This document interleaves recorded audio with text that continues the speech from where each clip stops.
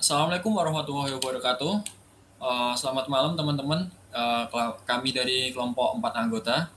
Di sini kami kebagian untuk membahas yaitu analisis perbandingan algoritma matrix multiplication.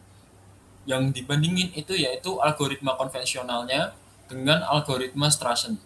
Nah, di sini kami ada 4 orang yaitu Alif Ulul Azmi, Ria Wijanarko, Ardan Syahramanito, dan Farisidan Andika. Lanjut ke slide berikutnya. Nah, di sini seperti yang kita tahu, perkalian matriks adalah operasi yang sangat fundamental dalam dunia komputasi. Nah, secara teori asimotik, algoritma konvensional atau naif memiliki kompleksitas big O n pangkat 3. Sedangkan algoritma Strassen menjanjikan performa yang lebih cepat dengan kompleksitasnya big O n pangkat 2,81. Nah, namun kerap terjadi kesenjangan antara teori tersebut dengan performa real time-nya.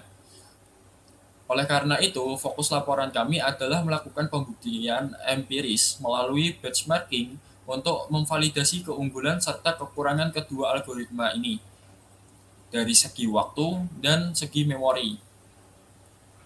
Selanjutnya dilanjutkan oleh Mas Alif Ulul Azmi. Baik, lanjut. Slide 3, algoritma naif adalah metode paling sederhana. Perhitungannya merupakan 3 perulangan bersarang. Setiap elemen matriks hasil diperoleh dari hasil perkalian baris metrik pertama dengan kolom matriks kedua, sesuai rumus yang ditampilkan. Kemudian lanjut slide keempat. Berbeda dengan naif, algoritma Strassen menggunakan pendekatan divide and conquer. Matriks dibagi menjadi beberapa submatriks, kemudian dihitung melalui 7 operasi rekursif, yaitu P1 sampai P7. Setelah itu, seluruh hasil digabung kembali menjadi matriks akhir. Pengujian dilakukan menggunakan Python pada Windows 11 dengan prosesor Intel Core i3 Gen 12 seri F dan RAM 16GB. Data matriks dibuat secara acak menggunakan NumPy. Waktu eksekusi diukur menggunakan fungsi time perf counter, sedangkan penggunaan memori menggunakan trace malloc.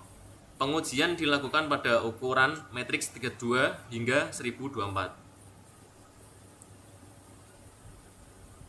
Nah, selanjutnya di sini kita akan membedah visualisasi yang paling krusial dalam penelitian ini, yaitu grafik waktu eksekusi yang real time. Pada sumbu X kita bisa melihat dimensi matriks 32 hingga 1024.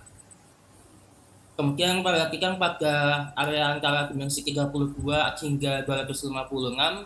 Di sini garis abu-abu yang mempresentasikan algoritma natif justru berada di bawah garis spesimen hijau, merah, yang artinya pada skala kecil ini naif lebih unggul karena tidak memiliki beban overhead, namun titik balik terjadi pada crossover point yaitu dimensi 512. Begitu memasuki dimensi 1024, algoritma Strassen menunjukkan taringnya dengan akselerasi yang signifikan, meninggalkan algoritma naif yang waktu eksekusinya mulai meningkat secara eksponensial.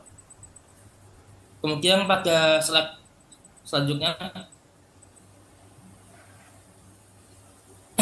namun untuk efisiensi waktu yang kita lihat sebelumnya, ternyata membahas sebuah konsekuensi pada sumber daya lain.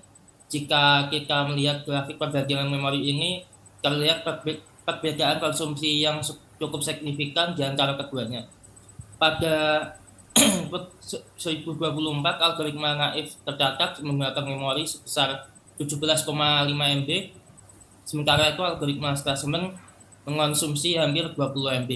Meskipun perbedaan ini terlihat tipis, tren ini secara konsisten menunjukkan bahwa Strassen membutuhkan lebih banyak ruang memori dibanding naif. Hal ini disebabkan oleh banyaknya alokasi submatriks baru yang di setiap tahap rekursinya.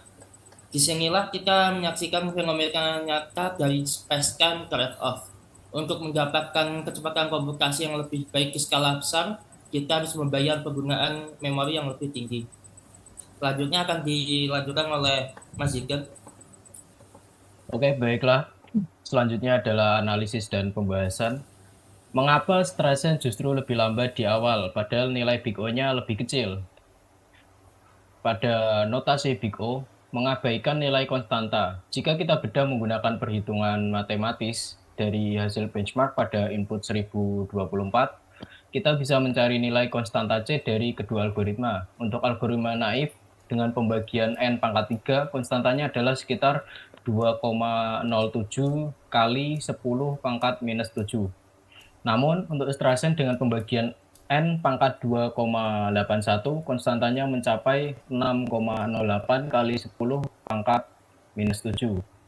Artinya, konstanta beban operasional Streisand hampir 3 kali lipat lebih besar daripada naif.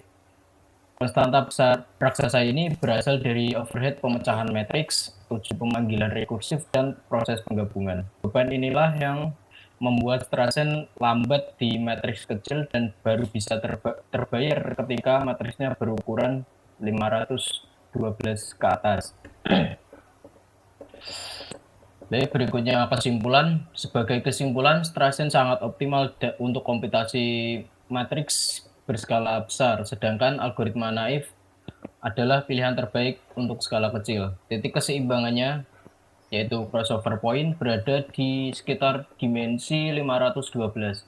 Eksperimen ini membuktikan bahwa selalu ada kompromi atau trade-off antara efisiensi waktu komputasi dengan konsumsi memori yang dibutuhkan. Demikian presentasi dari kelompok kami. Terima kasih. Wassalamualaikum warahmatullahi wabarakatuh. Waalaikumsalam. Wayai. Don. Wayai, teki. Ya wes, upload mo.